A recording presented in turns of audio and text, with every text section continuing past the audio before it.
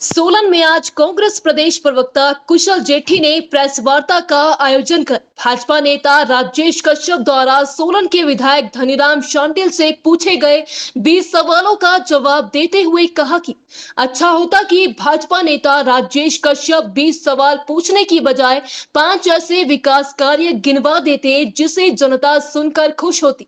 उन्होंने कहा कि चुनाव नजदीक है, ऐसे में भाजपा नेता बौखलाहट में आकर बयानबाजी कर रहे हैं। कुशल जेठी ने कहा कि इन दिनों प्रदेश में भाजपा की सरकार CCC के सहारे चल रही है, जिसमें क्राइम कैरेक्टर और करप्शन शामिल है।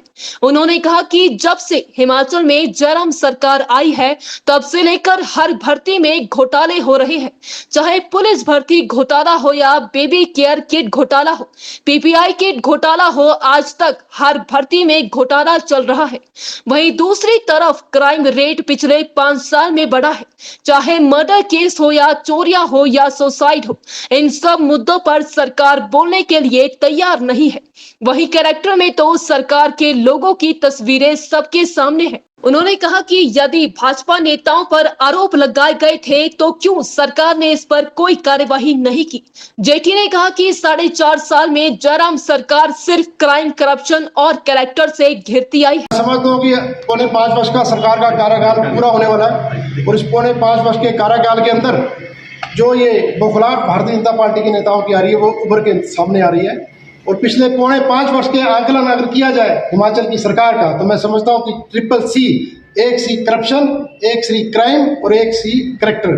करप्शन में सरकार का जो है सेंसेक्स बहुत हावी रहा, क्राइम में सरकार का सेंसेक्स बहुत हावी रहा और करेक्टर में सरकार का सेंसेक्स जो है बहुत डाउन गया। सरकार की जो है करेक्टर के ऊपर जो बहुत बड़े प्रश्न चिन्ह लगे हैं। मैं समझता हूँ ये सरकार का पौने 5 वर्ष का कार्यकाल रहा।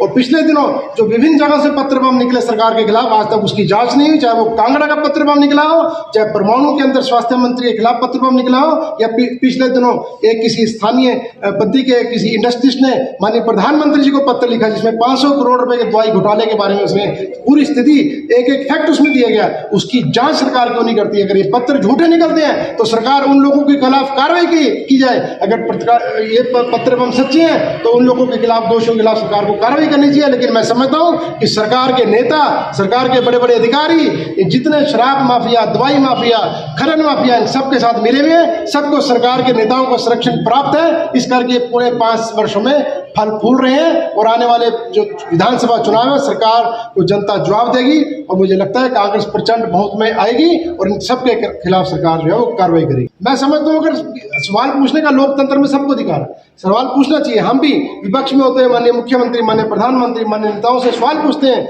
लेकिन वजह तब है जब सत्ता पक्ष के लोग सवाल पूछते हैं विपक्ष के विधायक से, तो उन्हें भी कम से कम 5 अपने डेवलपमेंट के प्रोग्राम भी प्रेस के माध्यम से रखने चाहिए कि अगर विपक्ष के विधायक ने कुछ नहीं किया, हमने इस इलाके के लिए, क्योंकि सिर्फ MLA का काम ही जो है वो विकास करना नहीं है। जो बड़े बड़े पदों के ऊपर हिमाचल प्रदेश में या सोलन के अंदर लोग बड़े बड़े पदों के ऊपर बैठे हैं, सरकार की सत्ता को एंजॉय कर रहे हैं, बड़ी बड़ी सरकारी गाड़ियों में घूम रहे हैं, क्या उनका काम सोलन की विकास करने के अंदर कभी नहीं जाता? क्या वो सिर्फ ऐश प्रस्ती करने के लिए सरकार ने उनको बड़ी बड़ी गाड़ियां, बड़े बड़े कार्यालय और बड़े बड़े ओहदे दे रखे हैं? मैं समझता हूँ कि सबको रल मिल के इस विकास में भागीदारी करनी चाहिए।